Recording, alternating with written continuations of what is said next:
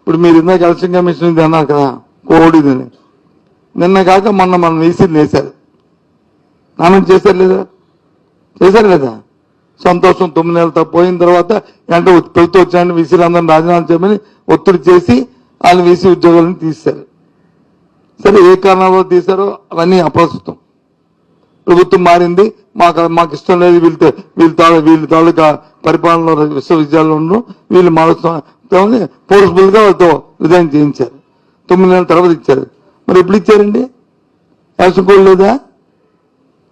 Election code లేదా? ఉందో చెప్పండి. మరి ఎందుకు ఇచ్చారు? మేము క్వశ్చన్ చేశామా? సరే, రొటీన్ జరుగుతుంది.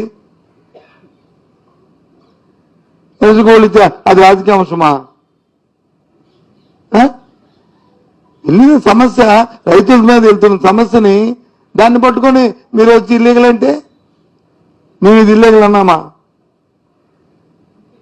వీసీలు ఇల్లీగల్ అన్నామండి మేము ఎక్కడైనా కామెంట్ చేశామండి? తప్పే ఉంది. 9 నెలలు అయినప్పటికీ కూడా ఇప్పుడు ఇప్పటికైనా వేసారులే, పరిపాలన సరిగ్గా సాగాలి అని కోరుకున్నాం. ఒక మంచి ఆలోచనతోని, ఒక పెద్ద దూరదృష్టితోని ఎక్కడైనా కామెంట్ చేశామండి? ఆలోచన పార్టీల ఆలోచన ఆలయంలో ఉండాలి. సందర్భం పెట్టి సమయాన్ని పెట్టి మనం అంతేగాని ఇష్టం వచ్చని మాట్లాడతాడుగా. ఇంకోటి కూడా అడుగుతున్నాను. ఇప్పుడు గ్రూప్ 2 మెయిన్స్ జరుగుతున్నాయి, ప్రిలిమినరీ ఎగ్జామ్ జరిగాయి. అప్పట్లో మేము నోటిఫికేషన్ ఇచ్చాం. అప్పుడు మా దృష్టికి సమస్య రాలేదు. ఇప్పుడు సమస్య వచ్చింది. ఆ రాష్ట్ర పాయింట్ మీద సమ్ డిస్కషన్ డిమాండ్ చేస్తాం. ఒకసారి దాన్ని దృష్టి పెట్టండి. లేకపోతే మళ్ళీ ఏ కోర్టులోనే న్యాయస్థానంలో ఆగిపోయే ప్రమాదం ఉండొచ్చు.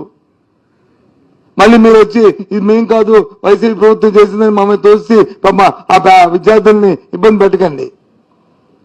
మీకు కక్ష ఉంటే మమ్మల్ని తీర్చుకోండి, కానీ విద్యార్థులు ఇబ్బంది పెట్టకండి. ఆలోచన పెట్టండి దాని మీద, మీరు దృష్టి పెట్టండి దాని మీద. ఆ ఇష్యూని ఏ విధంగా స్మూత్ లెవెల్లో సాల్వ్ చేయాలో చేయడానికి ప్రయత్నం చేయండి.